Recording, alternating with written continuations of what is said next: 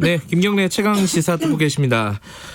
오늘은 가습기 살균제 특별법 관련된 얘기 좀 할게요.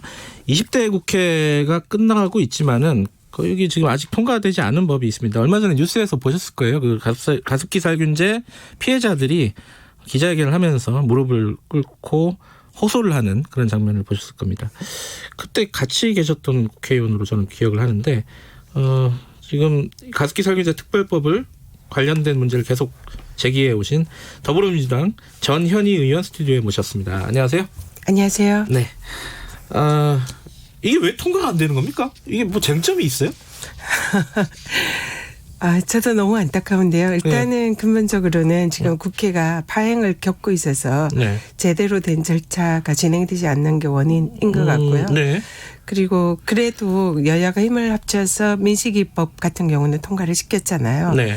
그래서 그에 준해서 좀 관심을 가지고 통과시켜달라고 촉구를 하고 있는데 이번 법사위에 이 법이 가까스로 발의가 이제 논의 과정에 올라갔어요. 그런데 법사위에서 전체회의 통과 못했죠. 네네. 당시에 이제 여상규 법사위원장과 자유한국당 일부 의원들이 이 법에 법률적으로 입증 책임 부분에 있어서 좀 문제가 있고 기업에 과도한 부담을 준다 이런 이유로 보류를 시켰습니다. 그래서 현재까지 통과가 안 됐습니다. 그 얘기는 좀 이어서 할 얘기가 있지만은 먼저 청취자 여러분들을 위해서 이 법이 지금 가습기 살균제가 되게 오래된 사건이잖아요. 네. 무엇을 위한 법입니까? 이 특별법이라는 게 왜 다시 만들어지는 거죠? 네, 가습기 살균제 특별법이 원래 지금 있거든요. 그런데 그 법이 사실상 좀 피해자들을 제대로 구제하기는 좀 약간 부족한 부분이 있습니다. 지금 현재 법상으로는 구제급여와 구제개정이라는 두 가지 분류로 피해자들을 분류하고 있는데요. 이게 구제급여로 인정받는 경우에는 이른바 피해배상을 좀 더 신속하게 받을 수 있고 나라 정부가 가습기 살균제 피해자라는 걸 인정하는 그런 내용으로 되어 있어서 구제개정으로 분류된 분들은 사실상 그런 제대로 된 배상을 받지를 못하고 있습니다. 그래서 피해자들 사이에 굉장히 갈등을 야기를 하고 있고요. 그리고 또 실제로 여러 가지 소송을 하기에는 이런 피해자들이 가습기 살균제로 인한 피해임을 입증하기가 매우 곤란해서 이분들이 좀 소송에서 입증을 좀 용이하게 할 수 있도록 이런 부분을 법에 추가를 했습니다. 그러니까 지금 이제 피해 구제가 제대로 안 되고 있다. 이 얘기는 옛날부터 많았어요. 근데 그 부분을 좀 개선하는 법이다 이거죠. 네, 간단하게 얘기하면은. 근데 이거 지금 국회 통과 기다리다가 사망자 50명이 더 늘었다? 이런 보도도 있었는데 이건 무슨 말입니까? 가습기 살균제 피해자가 실제로 지금 수십만 명에 이른다는 그런 분석도 있고요. 그렇죠. 그리고 가습기 살균제 피해자로 등재된 분들이 지금 6,616명이십니다. 그러니까 등재된 사람만 6,600명이다. 신고한 분들. 그래서 이 중에 이제 많은 분들이 피해 구제를 기다리다가 지금 현재 사망자만 1,500명이 넘고요. 1,500명? 작년 한 해만 해도 한 100여 분이 사망을 했습니다. 그래서 실질적으로 근데 이분들이 피해 구제를 제대로 받지 못하고 치료를 제대로 받지 못해서 사망하는 분들이 많으시거든요.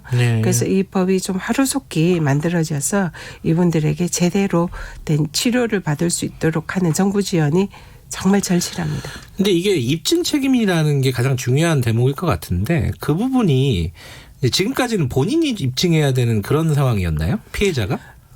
지금 이 부분에 소송으로 가게 되면은 민사소송의 원칙이 소송을 제기한 원고 피해자가 되겠죠. 피해자 측에서 입증을 해야 됩니다. 그런데 이제 이런 경우에 피해자가 입증하기가 매우 곤란하기 때문에 의료 소송의 경우에는 피해자가 어느 정도 이런 어떤 의료 행위로 인해 가지고 이런 이제 악재가 생겼다라는 걸 증명만 하면은 나머지는 의료인들이 입증을 하는 입증 책임이 굉장히 완화가 되어 있습니다. 그런데 가습기 살균제도 비슷한 유형의 그런 사고라고 볼 수 있거든요. 네. 그렇기 때문에 피해자들이 입증을 하기가 곤란한 그런 점에 대해서 입증 책임을 완화시켜 주는 그런 판례 사항의 이런 많은 규정과 또 법률 규정이 있거든요. 그래서 가습기 살균제 법안에도 이런 내용을 담자라는 것이 개정안의 취지입니다. 그러니까 입증 책임을 상당 부분 완화한다. 당사자의 입증 책임을. 네. 그러면 사실 기업 입장에서는 그러니까 그 가해 기업 네네. 입장에서는 이제 보상을 많이 해야 되는 부분이 생길 거 아니에요. 당연히. 네. 그죠? 그런 부분 때문에 로비들이 굉장히 많고 국회에서 이게 통과가 안 되는 거 아니냐 이런 의심을 하는 사람들이 꽤 있어요. 어떻게 보십니까? 그런 지금 제 지적들이 있고요. 실제로 이제 법사에서 논의될 때 네. 기업에 부담이 된다. 네. 이런 지적들로 이 법에 반대하는 그런 의견들이 실제로 있었습니다. 논의 과정에서 기업에 네네. 부담이 된다는 네네. 측면들이 꽤 있었군요. 네. 그런데 실제로 그 제조물 책임법에 보면 네. 기업이 이런 이제 어떤 좀 사회 악영향을 네. 미쳤을 때 거기에 대해서 네. 사실상 입증 책임이 기업에게 네. 그게 기업의 책임이 아니라는 것을 전환하는 그런 규정이 있거든요. 그래서 피해자들이 이것을 입증하기가 거의 불가능하다는 것을 법에도 인정하고 판례도 인정을 하기 때문에 네. 이런 소송에 있어서는 실제로 판례에서는 피해자의 입증 책임을 굉장히 완화하는 그런 판례들이 아주 많이 있습니다. 그래서 결코 무리하지 않고 기업에 지나친 부담을 주지 않는다라고 이렇게 생각합니다. 근데 이제 이 법사위에서 이 부분 논의를 하면서요. 각 부처의 뭐랄까 그 의견을 좀 더 들어봐야 된다 이런 얘기들도 있더라고요. 네. 뭐가 의견 조율이 안 됐다는 뜻인가요? 아니면 정부에서 반대하고 있다는 뜻인가요? 무슨 말이에요, 이거는? 실제로 이 법을 만드는 과정에서 네. 국회 법제처라든지 또 제가 이제 변호사 출신으로서 네. 이런 법률적인 부분에 있어서 많은 소송을 경험을 했습니다. 네. 그래서 실제로 이게 법률적인 검토를 거쳐서 올라간 법이거든요. 네. 그래서 환노위에서는 아무런 이견 없이 환경부는 찬성하는 입장이 된다고. 통과가 네. 됐습니다. 예. 그리고 지금 근데 법사위에서는 법무부의 이제 반대 의견이 있다 이런 취지로 이제 얘기를 하는데 법무부에서도 저는 이 법의 취지에 대해서는 반대하지 않는다 생각을 합니다. 얼마든지 이거는 법률적으로 문제가 없고 실제로 많은 법률과 판례에서 인정하고 있는 그런 내용이거든요. 그리고 이제 또 하나는 기재부에서 이 기금이나 어쨌든 이 정부의 부담, 재정상의 부담을 초래할 가능성도 있다는 이유로 이제 거기에 대해서 반대 의견은 아니지만 이제 걱정하는 의견을 제시를 했는데 실제로 이것은 아주 특수한 경우입니다. 그래서 어떤 이 가습기 살균제라는 이런 이제 제품으로 인해서 제한된 범위 내에 피해자가 있는 것이기 때문에 실제로 현재도 정부에서 재정을 일정 정도 투여를 하고 있고요. 또 기업에서도 부담을 하고 있기 때문에 그런 우려는 크게 걱정 안 하셔도 될 것 같습니다. 이게 발의를 하셨잖아요. 네. 발의가 언제였죠? 작년 중반. 그럼 1년 반이 작년 중반 한 네네. 6개월이 넘었다는 네네. 얘기잖아요. 네. 그럼 그동안 법무부나 기재부 의견을 들을 기회가 상임위에서 있었을 거 아니에요? 네, 상임위에서 다 검토를 했고 의견을 청취를 했습니다. 근데 왜 이제 와서 또 듣겠다는 건 뭐예요? 그러니까 크게 반대는 없었고요. 네. 거기에 대해서 정부 부처 의견을 청취하는 과정에서 또 공청회까지도 거쳤거든요. 네. 그래서 크게 이견 없이 사실 환경위를 통과한 법입니다. 환노위, 예. 네, 환노위. 예. 근데 지금 그래서 법사위에서도 그 법안 논의 과정에서 우리 당 의원들은 이게 전혀 이의가 없고 이 네. 법 원안대로 통과시켜야 된다라고 주장을 했고요.